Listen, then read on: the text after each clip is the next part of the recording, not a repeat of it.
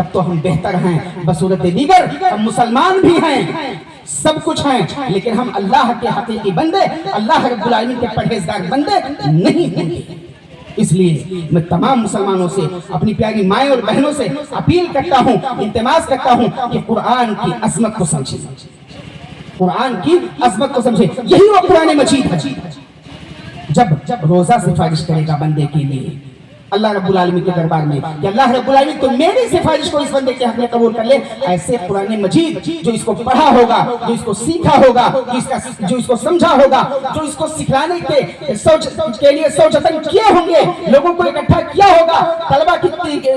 کفالت کی ہوگی, اللہ رب العالمین اسے بھی یہ مقام دے گا کہ یہ قرآن بروز قیامت اس بندے کے لیے بھی اللہ رب العالمین کے جناب میں سفارش کرے گا, اور قرآن کی سفارش بھی اللہ رب العالمین بروز قیامت اس بندے کے حق میں قبول کرے گا.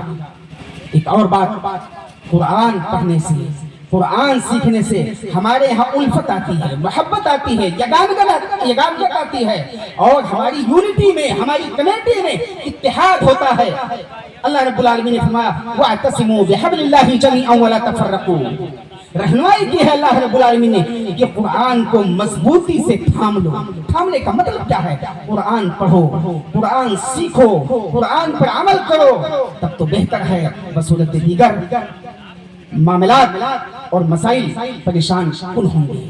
نبی اکرم صلی اللہ علیہ وسلم نے حجۃ الوداع میں آخری خطبہ دیا, آخری خطبے میں نبی اکرم صلی اللہ علیہ وسلم نے بہت ساری چیزوں کی جہاں وضاحت کی, وہیں پر آپ صلی اللہ علیہ وسلم نے فرمایا ترکت فیکم امرین لن تضلوا ما تمسکتم بہما کتاب اللہ و سنتی. کہ اے میری امت کے لوگوں, اے میری قوم کے لوگوں, میں اس دنیا سے رخصت ہو رہا ہوں, میں اس دنیا سے جا رہا ہوں, لیکن آپ لوگوں کے مابین میں دو چیزیں چھوڑ کر کے جا رہا ہوں, دو چیزیں چھوڑ کر کے جا رہا ہوں. اگر ان دونوں چیزوں کو مضبوطی سے تھامے رہو گے تو کبھی گمراہ نہ ہوگے, کبھی تم صراط مستقیم سے بھٹکو گے نہیں, کبھی تم غلط امور کے, غلط کاموں کے قریب نہیں جاؤ گے, تم اچھے بنو گے, تم نیک رہو گے, نیکی کے کام کرو گے, اچھے لوگوں کے ساتھ آپ کے تعلقات ہوں گے, آپ کی نشستوں پر خاص ہوں گے اچھے لوگوں کے ساتھ, اور امن و امان کے خوگر بنو گے, آپ سے معاشرے میں ہوگا, آپ خوشحال رہو گے, دوسرے کے خوشحالیوں کے لیے سو جتن کرنے کی کوشش کرو گے. نبی اکرم صلی اللہ علیہ وسلم نے فرمایا تھا کتاب اللہ و سنتی, کہ میری کتاب قرآن مجید اور میری سنت جو میرے نبی نے بتلایا ہے, یعنی محمد عربی صلی اللہ علیہ وسلم نے جو حدیث کی شکل میں موجود ہیں, نبی اکرم صلی اللہ علیہ وسلم نے کہا کہ قرآن اور سنت دونوں کو مضبوطی سے تھام لو اور دونوں پر عمل پیرا ہو, آپ خائب و خاسر نہیں ہوگے, آپ گمراہ نہیں ہوگے,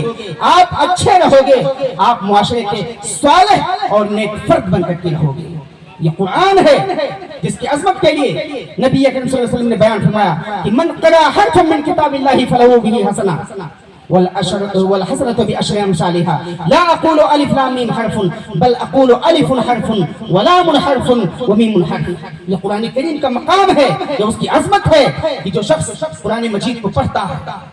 جو شخص قرآن مجید کو پڑھتا ہے, اللہ رب العالمین اس پڑھنے والے کو ایک حرف کے بدلے 10 نیکیاں عطا کرتا ہے, 10 نیکیاں. نبی اکرم صلی اللہ علیہ وسلم نے وضاحت کی لا اقول الف لام میم حرف, میں نہیں کہتا ہوں کہ الف لام میم یہ ایک حرف ہے, بلکہ میں وضاحت کرتا ہوں, میں بتلاتا ہوں, آپ جان لو کہ الف تنہا ایک حرف ہے, ولام حرف اور لام تنہا ایک حرف ہے, ومیم حرف اور میم تنہا ایک حرف ہے. گویا جس نے الف لام میم کہا اس نے 3 حرف پڑھا, اور 3 حرف پر اللہ رب العالمین نے 30 نیکیاں لکھی. اور نیکیوں کے تعلق سے میرے محترم سامعین اور میری پیاری مائیں اور بہنیں, آپ کان کھول کر کے سن لیں کہ اللہ رب العالمین نیکیوں میں اضافہ کرتا ہے, نیکیوں کو مزید بڑھاتا رہتا ہے اپنی ثوابدید کے مطابق. جبکہ وہی بندہ اگر گناہ کا کام کرتا ہے, کوئی غلط کام کرتا ہے, تو اس گناہ کے کام پر اللہ رب العالمین جو سزا مرتب کیے ہوئے ہے, جس سزا کا وعدہ کرتا ہے وہ اتنا سزا دیتا ہے, سزاؤں میں اضافہ نہیں کرتا ہے. اور اگر وہ مخلص بندہ, وہ نیک بندہ اللہ رب العالمین کے جناب میں کچھ دنوں کے بعد لوٹتا ہے, اللہ رب العالمین سے توبہ کرتا کرتا ہے, استغفار کرتا ہے, منت و سماعت کرتا ہے, اپنی برائیوں کو, اپنی خامیوں کو, اپنی کمیوں کو اللہ رب العالمین کے دربار میں پیش کر کے روتا ہے, گڑ گڑاتا ہے, اللہ رب العالمین سے معافی مانگتا ہے, تو وہ اللہ رب العالمین معاف بھی کر دیتا ہے. گویا نیکی اگر بندہ کرتا ہے تو اللہ رب العالمین ثواب 2 گنا 4 گنا کر کے دیتا ہے, اضعاف مضاعفہ دیتا ہے, اتنا دیتا ہے اللہ رب العالمین ثواب جس کا ایک بندہ توقع نہیں کر سکتا ہے. لیکن وہی بندہ اگر گناہ کا کام کرتا ہے تو اللہ رب العالمین ایک محدود اور ایک مقررہ اور ایک معینہ جو عقاب ہے, جو سزا ہے, جس کا وعدہ کیا ہے اللہ رب العالمین اتنا دینے کی کوشش کرتا ہے. اور اگر وہ بندہ توبہ کر لیتا ہے تو اللہ رب العالمین اس کو بھی صاف کر دیتا ہے. یہ قرآن کریم کا مقام ہے.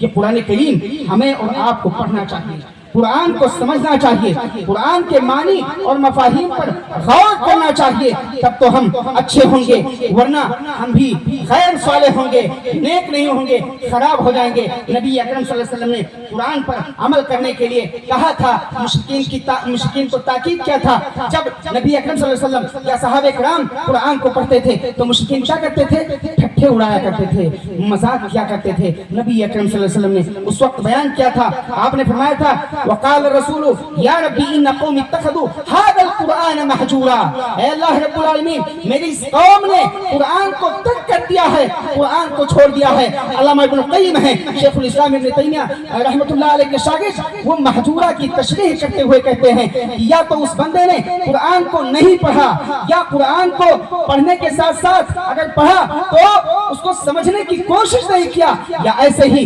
قرآن پڑھا جانا لیکن اس کے معنی اور مفاہیم پر غور بھی کیا, ساتھ ہی ساتھ کیا نہیں کیا کہ قرآن کے مطابق عمل نہیں کیا,